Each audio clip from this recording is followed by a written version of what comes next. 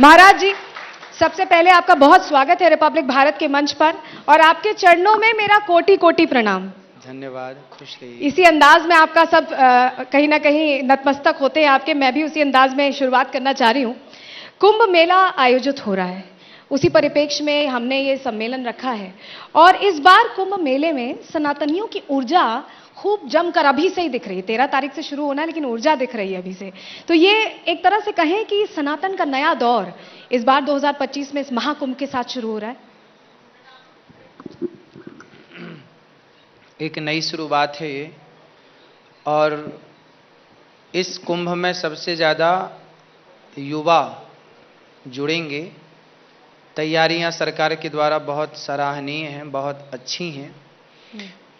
लेकिन ये जो कुंभ है ना, कहते हैं कि समुद्र मंथन में जब अमृत की कुछ बूंदें गिरी तो 4 जगह पर गिरी, उनमें से एक प्रयागराज है।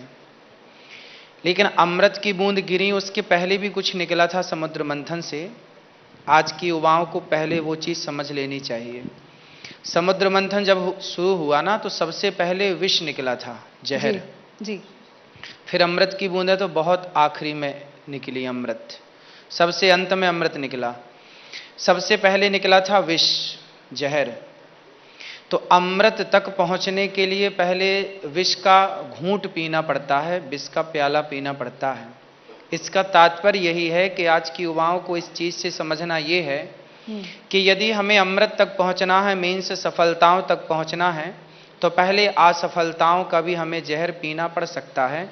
उसके लिए तैयार रहिएगा, क्योंकि असफलता के बिना सफलता का कोई आनंद नहीं है जी। तो कुंभ ये बताता है कि जीवन में अमृत की डुबकी तो लगाने कुंभ में आए, लेकिन इसके पहले यदि आपने जीवन में चुनौतियां आई, आपके जीवन में कष्ट आया, आलोचनाएं आई, तो उसका डट के सामना करिएगा, हारिएगा मत। क्योंकि यदि विष है तो अमृत भी होगा। आप जिक्र कर रहे हैं कि विष है तो अमृत भी होगा, आलोचनाओं का भी आपने जिक्र किया। वक्फ कह रहा है कि जो 54 बीघा जमीन जहां स्नान ध्यान होगा, जहां टेंट सिटी बस गई है, जहां करोड़ों सनातनी पहुंचने वाले हैं, वो जमीन वक्फ की है। और वक्फ इतना सहिष्णु है कि उस जमीन पर इतना बड़ा आयोजन होने दे रहा है। कभी बयान देते हैं मौलाना साहब कि यहां पर धार्मिक परिवर्तन, घर वापसी होने वाली है। इस तरह की बातें, इस तरह के नफरती जहरीले बोल भी सामने आ रहे हैं, उनको क्या जवाब देंगे महाराज जी? हम पर इतना ही उपकार करो कि हम पर कोई उपकार मत करो। हम पर इतना ही एहसान करो कि हम पर कोई एहसान मत करो। क्योंकि जब तुम्हारे बाप दादे, तुम्हारा बीज अंकुरित नहीं हुआ था, तब से, अभी योगी जी ने यही कहा कि जब से तुम्हारा बीज अंकुरित नहीं हुआ था, तब से सनातन में कुंभ का मेला चल रहा है जी। तो तुम्हारे अस्तित्व नहीं था इस धरती पर।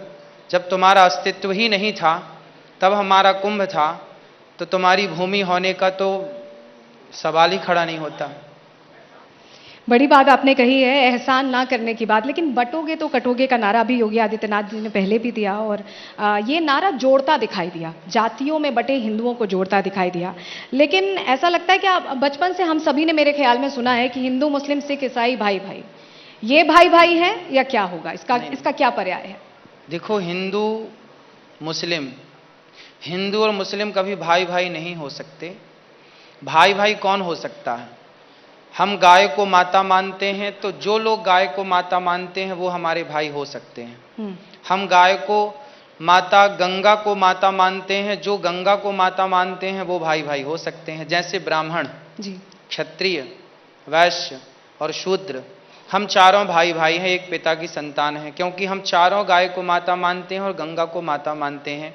हम सब प्रयाग में डुबकियां लगाते हैं, बड़ी श्रद्धा से जो प्रयाग में डुबकी लगाएं वो भाई हैं। और यदि हम इसे विस्तार करते हैं तो भाई कौन है वो समझने की बहुत ज़रूरत है। आपने बहुत उत्तम सवाल किया है। भाई कौन है? हम 4 भाई हैं। कौन कौन से? हम सनातनी हिंदू, दूसरा हमारा भाई है सिख, तीसरे हमारे भाई हैं जैन, और चौथे हमारे भाई हैं बौद्ध।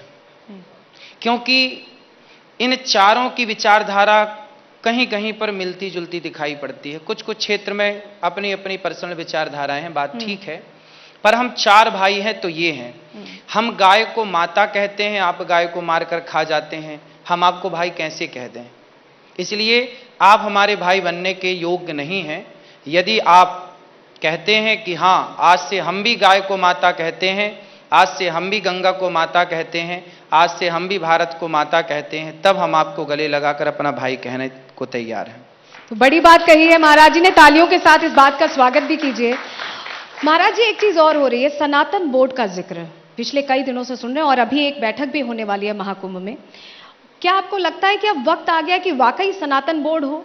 क्योंकि हमारी बात कहने के लिए शायद उतनी मुखरता से सब अगर एकजुट होकर कहेंगे, कहा जाता है एकता में दम है, तो ये सनातन बोर्ड हमें उस एकता का मंच देगी, वो मजबूती देगी। देखिए, सनातन बोर्ड से भी बहुत अच्छा विकल्प है हमारे पास जी। और वो विकल्प यदि हम उस पर बात कर लें और उस पर चल पड़े तो सबसे उत्तम विकल्प होगा। सनातन बोर्ड से ठीक है, यदि संत जन इसकी डिमांड कर रहे हैं तो यदि ये भी है तो कोई आपत्ति इसमें नहीं है जी। पर इससे भी एक उत्तम विकल्प ये है जी। कि हम सभी सनातनी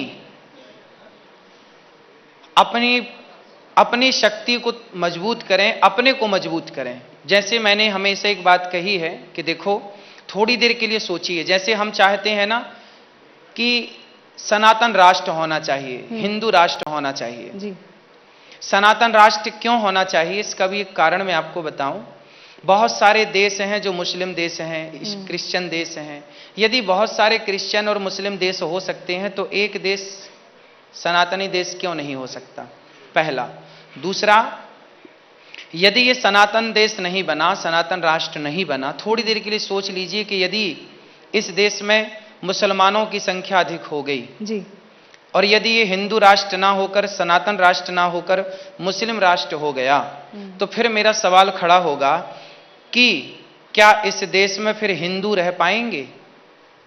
क्या इस देश में फिर बौद्ध रह पाएंगे? क्या इस देश में फिर हमारे सिख भाई रह पाएंगे? और क्या इस देश में जैन रह पाएंगे? इसलिए हमने कहा कि चार भाई हो, चारों मिल, सनातन मतलब चारों जी, चारों को मिलके खड़ा होना पड़ेगा। और अपनी बेटी को झांसी की रानी और अपने बेटे को शिवाजी यदि आपने बना दिया, और जैसे हमारे अर्जुन को भगवान ने गीता सुनाई, पर गीता सुनाने के बाद भी युद्ध टला नहीं, गांडीव तो उठाना ही पड़ा। तो आपके बच्चों को गीता भी सिखाइए और गांडीव चलाना भी सिखाइए। यदि गीता और गांडीव का कॉम्बिनेशन आपने खड़ा कर दिया तो फिर ये देश अमर हो जाएगा। अमर मीन्स कभी इस देश में कभी फिर कोई मुगल, कोई अंग्रेज कभी आंख उठाने की चेष्टा ना करेंगे। हमको संगठित, जहां सुमति तहां संपत्ति नाना जी, जहां सुमति तहां संपत्ति नाना, जहां कुमति तहां विपत्ति निदाना। यदि झाड़ू तिनकों से बनती है ना तो संगठित होती है तो झाड़ू लगा के कचरे को साफ कर देती है, और यदि वो खुद बिखर गई, तिनकों से तिनका बिखर गया तो खुद कचरा हो जाती है। जी। हम सनातनियों में सबसे बड़ा दुर्भाग्य ये हुआ कि हम जातियों पे बिखर गए। जैसे अभी थोड़ी देर पहले भैया ने सवाल किया कि क्या जातीय जनगणना होनी चाहिए? बिल्कुल जातीय जनगणना की जरूरत नहीं है। जनगणना कैसी होनी चाहिए? इस देश में ये पता लगाओ कि सनातनी कितने हैं, मुस्लिम कितने हैं, अन्य कितने हैं। ये पता लगाने की जरूरत नहीं है कि ब्राह्मण, क्षत्रिय, वैश्य, शूद्र कितने हैं। हम तो चारों एक बाप की संतान हैं, हमें अलग अलग बांटने की क्या जरूरत है? हम तो चारों संगठित रहते हैं। नेताओं को पता लग जाए कि ये ब्राह्मण इतने, क्षत्रिय इतने, वैश्य इतने, तो वो राजनीति चालू कर लेते हैं। इसलिए सनातन कितने हैं, सनातनी कितने हैं, ये पता लगाओ। मुसलमान कितने हैं इस देश में, ये पता लगाओ। जातीय जनगणना नहीं होनी चाहिए। जातीय जनगणना नहीं होनी चाहिए। महाराज जी, एक सवाल मेरा ये भी है, हिंदू धर्म को लेकर कई तरह की चीजें कही जाती हैं। अमूमन आप भी देखते होंगे, वीडियोज आते हैं बाकायदा कि प्रासंगिक नहीं है, आज के दौर में कैसे प्रासंगिक है। जरा उनको भी मैं चाहूंगी कि आप क्या इस मंच से प्रासंगिक जवाब नहीं लगा आपको? क्या प्रासंगिक नहीं लगा, बताइए। नहीं, लोग ये कहते हैं जनरली ना कि ये कैसे होगा, मोह माया छोड़ने की बात होती है। नहीं, मोह माया तो छोड़ना ही पड़ता है। अभी हमारे टाटा जी चले गए तो क्या लेके चले गए? तो छोड़ना तो सबके बाप को पड़ा और तुम्हें भी छोड़ना पड़ेगा जी। तो ये तो माया है, छोड़ना ही पड़ेगा। लेकिन जब तक है तो व्यवस्थाओं के लिए स्वीकार करना पड़ता है। काम करिए, खूब पैसा कमाइए, पर उस पैसे से आ- मोह न रखिए, ये जी। कहने के तात्पर्य। आप ये हमेशा कहते हैं कि पैसा खूब कमाइए और ये बहुत अच्छी बात है, आगे बढ़ने की प्रेरणा आप देने की कोशिश करते हैं। लेकिन ज़रा हम ये समझना चाहेंगे कि जैसे पहले जो ऋषि मुनि होते थे वो कहते थे कि आप भगवान को खुद को समर्पित कर दीजिए। अब समर्पण का नया तरीका है, अब लोगों के बीच आप जाते हैं, लोगों के में अलग जगाने की कोशिश करते हैं, जो धूमिल पड़ गई थी रोशनी उसमें चमक लाने की कोशिश करते हैं। तो ये जो समय के साथ बदलाव आया है, ये कितना अच्छा आप मानते हैं और क्या आज की ज़रूरत के हिसाब से ये बदलाव आया है? देखिए, बदलाव तो आना ही चाहिए। समर्पण का मतलब क्या है? समर्पण की प्रतिमूर्ति यदि किसी को कहा जाए तो समर्पण की प्रतिमूर्ति होती है स्त्री। जी। स्त्री के भीतर जितना समर्पण होता है इतना समर्पण किसी के भीतर नहीं होता। स्त्री जब विवाह होता है ना तो वह अपना नाम छोड़ देती है, अपना जाति अपना गोत्र छोड़ देती है और पति के नाम, पति की जाति, पति के गोत्र से जानी और पहचानी जाती है। ये समर्पण है कि अपनी जाति का विलय कर दिया, समाप्त कर दिया। जी। ये समर्पण है। उसी तरह एक भक्त अपने आप को जब समर्पित करता है तो भगवान कहते हैं कि सन्मुख हों ही जीव मोहि जबहि, तो जन्म कोटि अघ नासहि तबहि, सर्वधर्मान परित्यज्य मामेकम शरणम व्रज, अहम त्वा सर्व पापेभ्यो मोक्षयिष्यामि मा शुचः। तो भगवान कहते हैं गीता के 18वें अध्याय के 66वें श्लोक में जी। कि अर्जुन शरणागति जरूरी है। देखो, जब तक समर्पण नहीं होगा, जी। समर्पण किया ही नहीं, शरणागति हुई नहीं, तो फिर भगवान स्वीकार कैसे करेंगे? अर्जुन ने समर्पण किया, सुग्रीव ने समर्पण किया, विभीषण ने जब तक समर्पण नहीं किया कैसे, कहां काम बना? तो भगवान के चरणों में तो आत्मसमर्पण करना पड़ेगा। द्रौपदी ने जब सबको बुलाया, अर्जुन आओ, भीम आओ, नकुल सहदेव आओ, जब दुशासन चीर खींच रहा था, सबको तो बुलाया, पर आखिरी में समर्पण कहां किया? कृष्ण में। और जब किया तो भगवान आए। तो समर्पण भगवान में ही हो और किसी में क्यों हो? यदि आपने जगत में समर्पण किया तो वो आपका फायदा उठा लेगा, लेकिन भगवान है कि जो सदा आपको फायदे में रखते हैं। बड़ी बात आपने कही है। जब लोग आपको बुलाते हैं गुरुजी, बहुत सारे पॉडकास्ट मैंने देखे, इंटरव्यूज़ मैंने देखे, तो कोशिश ये करते हैं कुछ वायरल निकलवा लें या कुछ ऐसा बोलें, आपको भड़काने की बड़ी कोशिश होती है, क्योंकि आप बहुत अलग अंदाज में, चुटीले अंदाज में अपनी कथाओं में भी जवाब देते हैं लोगों को। तो वो जो मुस्कुराहट है, जो मैं अभी देख भी रही हूँ, वो मुस्कुराहट कैसे बरकरार रखते हैं? क्योंकि लोग तो नित नए सवाल लेकर आते हैं और ऐसे ऐसे सवाल लेकर आते हैं जिसमें आपको कभी हंसी आ जाती है, कभी आप छेड़ देते हैं। देखो, हमें सदा प्रसन्न रहना चाहिए। हम जो भी करते हैं ना वो प्रसन्नता के लिए करते हैं। इसलिए हर सिचुएशन, हर परिस्थितियां, देखो परिस्थितियां तो आएंगी और जाएंगी। हमने समुद्र मंथन पढ़ा है ना कि पहले तो विष ही निकलेगा, इसलिए घबराने का नहीं। यदि आज विष है तो कल अमृत भी है। यदि दुनिया आज आपको नकारती है तो कल आपको स्वीकार भी करेगी। बस सब्र रखिएगा, अपने आप को बनाए रखिएगा, स्माइल बनाए रखिएगा, प्रसन्नता बनाए रखिएगा। ये दुनिया, ये प्रकृति परिवर्तनशील है। कई बार जो लोग आपको पसंद नहीं करते वही लोग आपको पसंद करने लग जाते हैं। ये एक समय है, समय सब कुछ भुला देता है, समय एक नई दिशा प्रदान कर देता है। बस समय का इंतजार करना चाहिए और हर समय हैप्पी रहना ही चाहिए। मेरा मान्यता है, आप कमाते हैं किसके लिए? इतने सारे लोग बैठे हैं, आप पैसा कमाते हैं, सारे लोग किसके लिए कमाते हैं? केवल प्रसन्नता के लिए। बड़ी गाड़ी हो किसके लिए? प्रसन्नता। बड़ा घर हो किसके लिए? प्रसन्नता। अच्छी पत्नी हो, अच्छा पति हो, किसके लिए? प्रसन्नता। हम अच्छे कपड़े पहने किसके लिए? हर चीज के पीछे है केवल आपकी प्रसन्नता, आपकी खुशी। तो खुशी ही जब मायने रखती है तो क्यों ना खुशी ही रह जाए, क्योंकि उस खुशी में कोई पैसे तो खर्च होने नहीं है। इसलिए अपनी होठों पे सदा मुस्कान बना के रखनी ही चाहिए, सदा हैप्पी रहना चाहिए। और यही अंदाज लोगों को आपका पसंद भी खूब आता है और इसीलिए आप वायरल बाबा भी कहे जाते हैं। देखिए, रिसर्च करके मुझे पता चला महाराज जी आपके बारे में कि आपने बहुत लंबा सफर तय किया है। आपने शुरुआत से ही, बचपन में ही आपका इंक्लिनेशन था अध्यात्म की तरफ। आप ट्रक कंडक्टर भी रहे हैं, ये भी मुझे पता चला। किसको किसको पता है कि महाराज जी ट्रक कंडक्टर भी रहे हैं यहाँ पर? पता है, एक दो लोगों को पता है। देखिए, लेकिन आज सबको हम रिपब्लिक भारत के मंच से बता रहे हैं कि आध्यात्म का रास्ता इतना आसान नहीं होता है। महाराज जी बताएंगे कैसे ये सफर तय किया, क्या झुकाव शुरू से था तो धीरे धीरे करके संघर्ष करके यहाँ तक आए?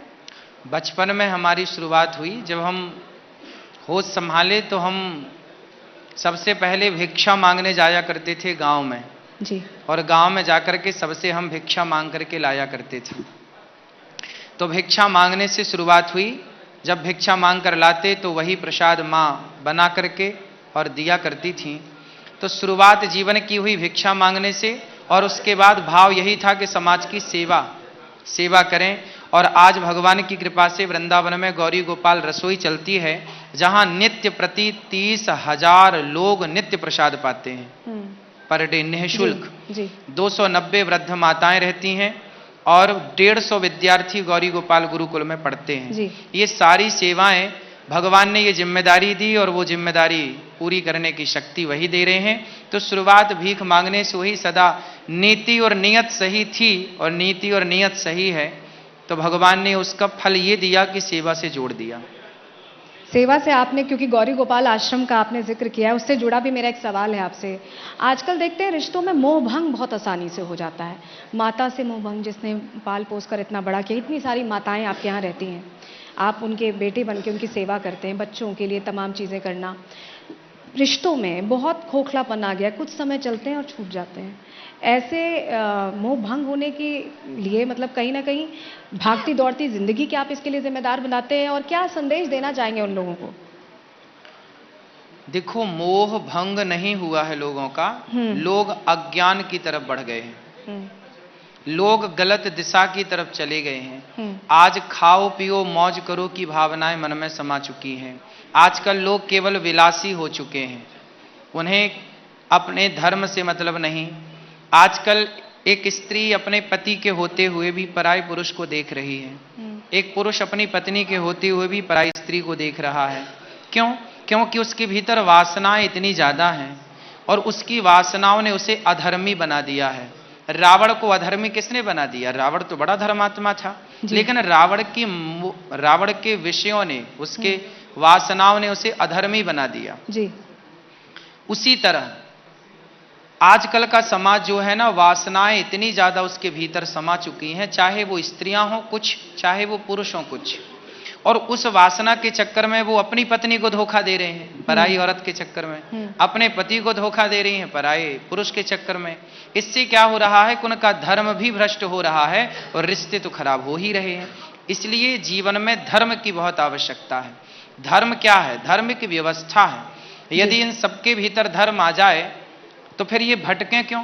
कोई परेशान ना हो, पुलिस की, सेना की कहीं जरूरत ना पड़े। यदि व्यक्ति धर्म से चलने लग जाए, सारे प्रत्येक देश के, मैं अपने धर्म से चलता हूं, मुझे यहां 1 करोड़ रुपए पड़े मिल जाए तो मैं उसकी तरफ देखूं ना, क्योंकि मुझे पता है कि ये मेरा नहीं है।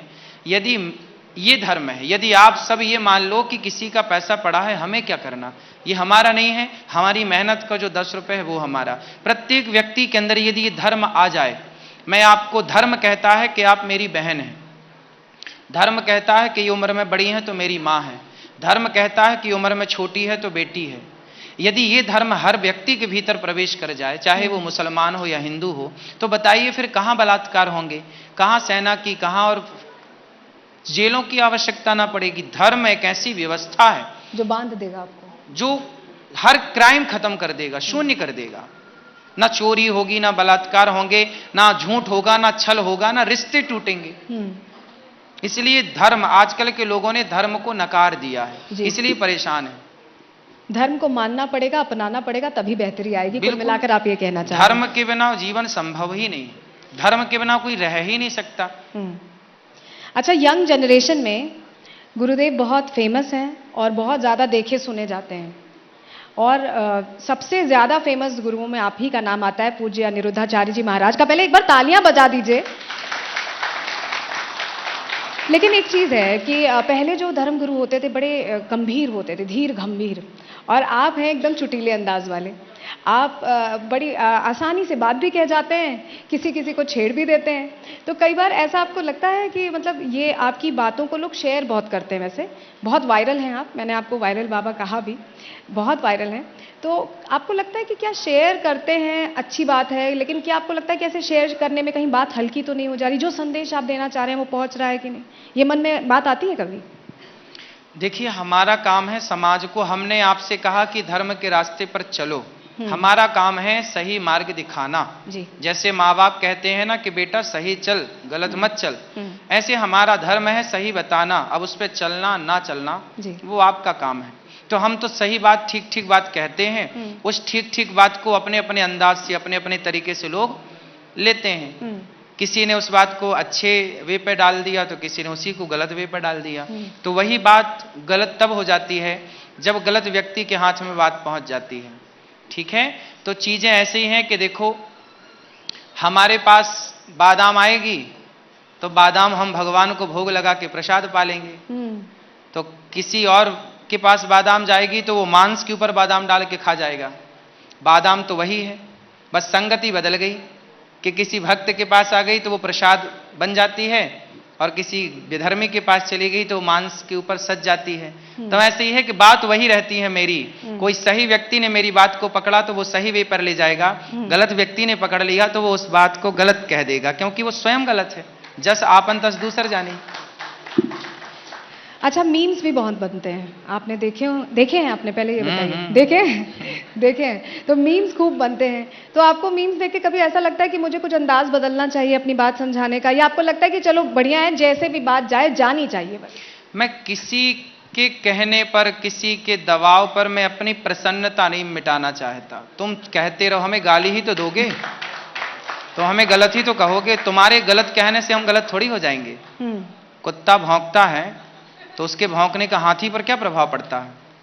हाथी दिशा थोड़ी बदल देता है। ऐसे ही हमें कोई फर्क नहीं पड़ता कि समाज का क्या काम है। समाज ने तो सीता मां को कहने से नहीं छोड़ा, समाज ने तो भगवान राम को कहने से नहीं छोड़ा, तो फिर हमें और आपको छोड़ेंगे? इसलिए लोगों का काम है कहना, हम अपना अंदाज, अपनी मस्ती, हम अपनी प्रसन्नता, जीवन मिला है हमें हंसने मुस्कुराने, विधाता ने जीवन दिया है, किसी के बाप की बफौती नहीं है ये जीवन, ये जीवन ईश्वर ने दिया है। तो इस जीवन को बिंदास जिया जाए, मुस्कुरा के जिया जाए, हर हाल में प्रसन्न रहा जाए, बस कोई प्रभाव नहीं पड़ता कि लोग क्या कहते हैं, कहने दीजिए। महाराज जी, एक सवाल मेरा और भी है। आप जब कथा करने जाते हैं, बहुत सारे लोग आपसे सवाल पूछते हैं। कोई कह देता है कि महाराज जी मेरे चरणों में आपका कोटि कोटि प्रणाम, कोई कुछ और बोल देता है, कोई ऐसा सवाल है जो आपको लगा कि बड़ा मुश्किल है, मैं इसका जवाब कैसे दूं? कभी ऐसा लगा आपको? क्योंकि बड़े अटपटे से सवाल होते हैं कई बार, क्योंकि उनको लगता है कि आप महाराज जी हैं, सर्वज्ञाता हैं, आपसे जो चाहे पूछ लें, मन खोल के पूछते हैं। लोग पूछते हैं तो देखिए, हम सब जवाब तो देते हैं, लेकिन पहले उस जवाब को इस तरीके से बताते हैं कि ताकि वो खुश हो जाए, पूछने वाला और सुनने वाले भी प्रसन्न। फिर बाद में उसके सवाल के उत्तर तक हम गहराई से जाते हैं। जैसे अभी कुछ ही दिन पहले एक बहन ने पूछा, गुरुजी बताइए गीता कैसे पढ़ें? तो हमने कहा कि उठाओ गीता ऐसे लो, उसका पहला पन्ना खोलो, फिर दूसरा खोलो, फिर लिखा रहेगा अध्याय 1, वहां से स्टार्ट करो। तो बोले कि गीता पढ़ने के कुछ नियम भी हैं। हमने कहा नियम है, जब आंख खुली हो तभी गीता पढ़ें, आंख बंद हो तो कैसे पढ़ेंगे? तो ये कुछ सवाल हैं लोगों के। इसी बहाने हंसना हो जाता है, हंसाना हो जाता है। और आप मानेंगे, पहली बार इस देश में ऐसा हुआ कि आध्यात्म जगत में भी लोग हंसना स्टार्ट किए हैं, खुश रहना स्टार्ट किए हैं। वरना देखो, धर्म गंभीर तो है जी, लेकिन डॉक्टर ना सुई लगाता है ना तो पहले रुई से घिसता है, ध्यान इधर उधर करता है ना। पहले कड़वी दवाई मां देती है तो शहद में मिला के देती है। तो हमारा धर्म थोड़ा गंभीर तो है, समझना है, लेकिन हंसते हंसते समझ पाएंगे ना तो जल्दी समझ पाएंगे, ये यूथ भी समझ पाएगा। इसलिए मेरा प्रयास ये है कि थोड़ा पहले आपको हंसाऊं, थोड़ा प्रसन्न करूं, उन्हीं बात को लेकर फिर बात अपनी पहुंचाऊं, ताकि आपके भीतर वो बात प्रवेश कर जाए। और आश्चर्य मानेंगे कि कथाओं के बल पर इस देश में लाखों लोग ऐसे हैं जिन्होंने शराब छोड़ दी, लाखों लोग ऐसे हैं जिन्होंने मांस खाना छोड़ दिया कथा सुनकर, लाखों लोग ऐसे हैं जिनके रिश्ते तलाक होने की स्थिति पर थे, और वो बिल्कुल, मैंने कहा कि 7 दिन मेरे पास आकर बैठ जाओ, पति पत्नी दोनों, आपका तलाक ना रुक जाए तो कह देना। तलाक होगा ही नहीं यदि आपने 7 दिन का सत्संग अटेंड कर लिया तो। ये एक प्रकार की औषधि है। पहले के लोग, आज के लोग डिप्रेशन में हैं बहुत। आजकल सबसे बड़ी बीमारी जानते, पूरी दुनिया का सर्वे है, आज सबसे ज्यादा तनाव है, डिप्रेशन है, सारे लोग परेशान। यहां जितने बैठे हैं ना, अधिकांश 80% से ज्यादा लोग डिप्रेशन में होंगे। कह नहीं रहा है कोई, परेशान सब हैं भीतर से, ऊपर से हंस रहे हैं ही, पर अंदर से सब परेशान है अंदर से सब परेशान हैं, जाहिर नहीं करते हैं, हाँ, दबा के रखते हैं। अब मैं कहता हूं कि 7 दिन सत्संग अटेंड कर लें, इनकी आयु 10 साल बढ़ जाएगी। क्योंकि डिप्रेशन में आदमी जल्दी मर जाता है। कितनी भी दवाई, डिप्रेशन की कोई दवाई छोड़ी, अब खाए जा रहे हैं। एक तो दवाई खा रहे हैं तो दवाई और अंदर जाके लीवर किडनी खराब करेगी, है ना। और डिप्रेशन, और आपको तनाव में ना हंसने देगा, ना मुस्कुराने देगा, ना पत्नी से बात करने देगा। तनाव मतलब तनाव जब हो, डिप्रेशन जब हो, तो कहां खाने में स्वाद आता है, ठीक बात है। कहां पत्नी से बात करना अच्छा लगता है, कहां बच्चों के संग खेलना अच्छा लगता है। इसलिए 7 दिन कथा सुनिए, बिल्कुल बिंदास हो जाएंगे, आपकी आयु बढ़ जाएगी। इसलिए कथाएं सुना करो। पहले के लोग कथाएं सुनते थे तो डिप्रेशन नहीं था। एक घड़ी याद है की पुनियाद, तुलसी चर्चा राम की, हरहि कोटि अपराध। आजकल के लोग कथा नहीं सुनते। आजकल के लोग जुआ ऐप डाउनलोड, आजकल बॉलीवुड ना हमारे देश को जितनी क्षति मुगलों ने पहुंचाई 500 साल में, अंग्रेजों ने पहुंचाई 200 साल तक। अंग्रेजों ने और मुगलों ने भारत को जितना नुकसान पहुंचाया, उससे ज्यादा नुकसान 70-80 साल में बॉलीवुड ने पहुंचा दिया। क्या नुकसान पहुंचा दिया? देखो आजकल कितने नौजवान लड़के जुआ खेल के बर्बाद हो गए। अभी मेरे साथ एक कैमरे वाला भाई था, वो ना जुआ खेलने लग गया। 9 लाख रुपए जुआ ऐप होते ना, ऑनलाइन ऐप, उससे हार गया। गरीब बाप था बेचारा, एक ही खेत था, खेत बेच दिया उसके कर्जा चुकाने के लिए। बेटे ने कमाया कुछ नहीं, जुआ खेल के। ऐसे लाखों बच्चे हैं इस देश में जो जुआ के ऐप के द्वारा जुआ खेल खेल के बर्बाद हो गए। और ये जुआ का प्रचार कौन कर रहा है? जंगली रमी डाउनलोड कौन करा रहा है? बॉलीवुड, है ना। तो बॉलीवुड के लोगों को भी आपको बुला के बिठा के पूछना चाहिए, क्यों भाई घर में दाल रोटी ठीक नहीं चल रही है क्या, जो गलत चीजों का प्रचार किए जा रहे हो? तो आप लोगों को बिठाना चाहिए और सही चीजों का प्रचार हो इस देश में। हम तो सरकारों से भी कहते हैं कि सरकार भी बैन लगाए ना इन चीजों में।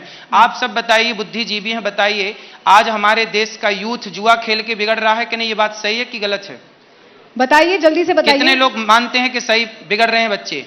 अब बिगड़ रहे हैं तो सरकार को रोकना लगाना चाहिए। सरकार को भी रोक लगाना चाहिए कि भाई हमारे देश में, हमारे राज्य में ये जुआ नहीं चलेगा। बच्चे बिगड़ रहे हैं, बाप की जमा पूंजी खत्म होगी। कितने लोग बिगड़ गए, गुटखा खा के कैंसर हो रहा है, पूरा बर्बाद है। हर गलियों में गुटखे के पीक पड़ी हुई है। तो क्यों बने, क्यों बिके? ये सब चीजें बंद होनी चाहिए।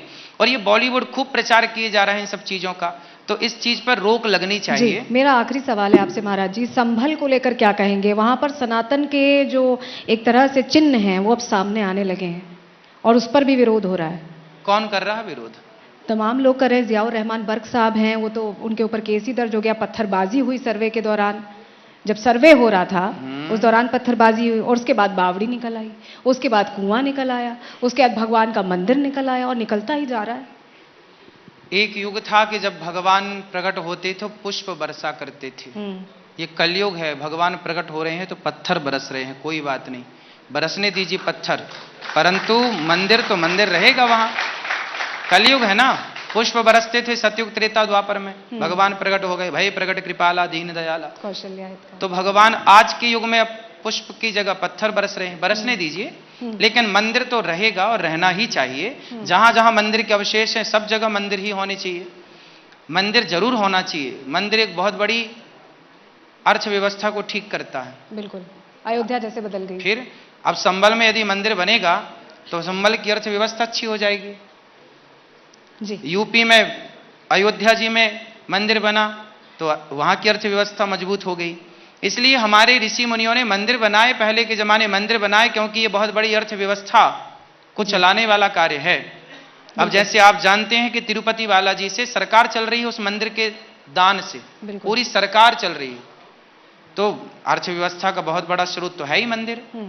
बने रहना चाहिए और इस तरह से जो चिन्ह है, सनातनी चिन्ह बाहर आने चाहिए। बहुत शुक्रिया पूज्य श्री अनिरुद्धाचार्य महाराज जी हमारे बीच आए और उन्होंने अपनी मुस्कान से यहाँ भी सबका मन मोह लिया। बहुत शुक्रिया महाराज जी।